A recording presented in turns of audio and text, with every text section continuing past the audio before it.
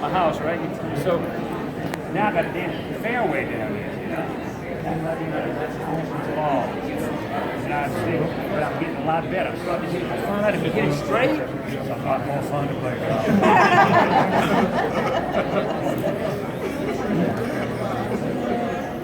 And people cheat like hell.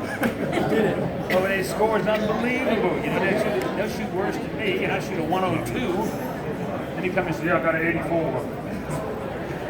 I walk down the fairway, count my numbers and yours, because I know you cheat. Some of my very friends. Say, hey, Strick, what's that? A 2 or a 3 or what? One time he hits at the sand trap behind his hill. And I went up behind the hill. So I run back down here to get a green. And I said, what do you lie, Strick? He says, 3. He said, you lied, SOB. I saw you take 9 strikes. He says, I'd rather try to teach you out of a few strokes, even when it got. So anyway, that's a little sorry. What was I saying before? 24 hours in a day. Folks, listen. Listen to this. Do you realize that every single one of us has the same 24 hours every day as Art Williams had? There's all these million. Now, what are you doing with your 24 hours a day?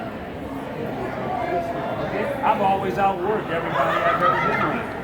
I'm a dumbass Cajun, I talk too much, I do all those things the wrong way. But I get a lot of really good feedback from people. Every time I come to one of these things, I'll get 10, 15 people pull me aside. Bobby, 20 years ago, I was about to get up to business. Excuse I me. went to your all-day seminar, and you said something, and I was about to quit, but I said, I already signed up for the thing, so I came to your meeting, and he says, they kept me in business, and now I'm making $600 grand a year. Now, how would you feel if you get people telling you stuff like that? And so, see, one of the best things I got going for me in recruiting, and I learned this a long time ago, is after about a 2-hour interview, I used to finish it up. I said, man, you know, you spent 2 hours with me. He said, you know, if I can make 100 grand, your ass can make 100 grand. And every time they shake their head, I'm pretty convincing that I ain't nothing but a dumbass Cajun. But like Art said, right? And like, I played for TJ Witt all those years. I had this advantage of, well, we can provide you with all those things that it takes to win big. That's why Primerica's having the success it's having. But look, I can teach you how to sell, and I can teach you how to recruit, I can teach you how to develop leaders, but I can't teach your dumb ass if you don't come to practice. So you and me get into business the same day. We come to the first op meeting, right? And we'll get all excited. Then you don't come back for 6 months, and I'm coming back every week. The Thursday night training and Saturday morning training, and I don't miss any damn meetings. And we had to go to finish cars through the morning. And then you come back after about 6 months, and they stand me up in front of the guy give me the T-shirt. Now the meeting becomes like, dang, Bob, we got in the same business at the same time. Man, how in the world did you do that? Rocket science, isn't it? You show up early and you stay late for everything. If you got a brain, or I should say, if you got some experience, everybody understands everything I'm saying on a peripheral level of understanding, but they don't understand it at a deeper level of understanding if they never won big in anything, if they never achieved a high degree of success in anything. Everybody shakes their head because it's easy to understand the concepts we're talking about, but if you never stuck with something long enough to achieve a high degree of success, your ass don't really get it. So I got to keep preaching the same shit. That's why repetition, your ass to do it. Because I ain't going to stop loving on you. I ain't going to stop believing in you until you stop believing in yourself. And if you quit and come back 6 months later because you ain't found nothing better, I'm going to hug your ass and say, let's try again, baby. All right? Because you see, we got the stuff. If you keep showing up, you're going to get better. Don't get your dip.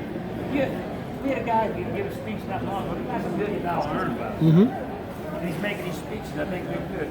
And he stood up and he said, you know, for 19, it's the first time I've been to a securities meeting in 19 years. I have encouraged my people to get the securities license. And then it's the first contest I qualified for.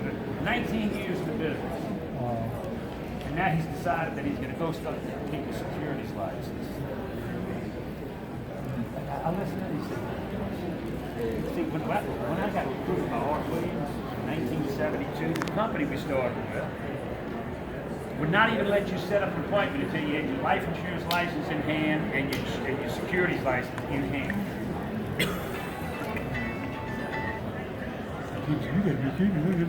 Well, I mean, I think it's a great thing to be able to come on board and you don't have to get your license right away, you know. But, you know, you had to go get that license and you had to go get your securities license before you could even set up an appointment. I mean, how the hell, if you're a district leader and you're recruiting people and you don't have your securities license and you're going to take me out to go talk to this guy and you tell him, well, you know, I'm going to train, the real pro's going to come in and I'm going to get to the securities part and I'm going to say, well, look, I really can't talk to you about mutual funds right now. I'm the pro you brought over, right? You know? Well, you don't do that. What you do is you talk about mutual funds, you jeopardize your whole damn career. You say, well, I just talked about them. Yeah, well, keep screwing with it, okay? Or you just don't talk about it at all. You just talk about how much money we can save, and down the road we talk about it. You know, see, you don't quite get it yet. I'm gonna keep loving on your ass. Well, that securities thing really hard. Bullshit, man. You are staring right in the mug at a mug. What is it that's taking place in your life that's so damn important to get in the way of this multi-million-dollar opportunity? If I had to stay home and cut the grass today, and I couldn't come to this happy thing, I want to slap the shit out of you. Okay? But I don't. I shake that off and I just hug on you and say, well, hey, that's okay. We said it's part-time. You can work your own pace. I'm going to keep loving on you because I know that all I got to do is hit you in the head one time with something nasty. You're already beating yourself up. You really didn't come because you really don't think you can be a salesperson. Okay? So I'm going to keep loving on your ass. I'm going to keep believing in you more than you believe in yourself. It's the most important trait you got to develop to be a good recruiter and a good builder. See, so all this stuff kind of makes sense, right? But it don't make sense at a deeper level of understanding if you ain't never wondered. If you see, you could talk to Bill Whittle and Collis Temple just as examples of people who have won big at something. They shake their heads and they get that shit because they know it. They know the price they pay. They had a bit of practice every day. You know, I had 25 scholarships out of high school. And I went to Auburn University. Yeah, they hired. They recruited the 5 best team. They said we get the best recruiting freshman recruiting we've had in the history of the school. This guy was Jimmy Monk Montgomery from Tennessee. He still holds the scoring record down there in high school. He averaged 33 points a game for 5 years. He started in the 8th grade. Well, I'm sitting there listening to the coach tell me, he's saying,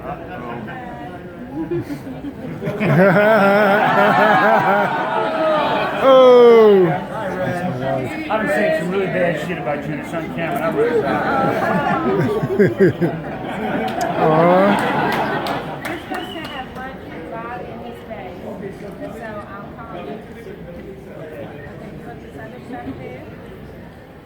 We're doing our course technology. Y'all remind me if she says what Bobby and his people, where are? I don't know. I'm going to the exhibit hall to see them. These are my pills and this is my hearing aid. Put your ears on, but did you change your phone? What?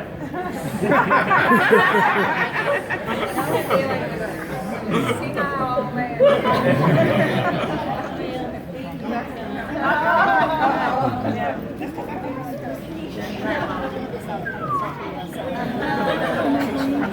Yes, please. Wears me out. 73. Thank you.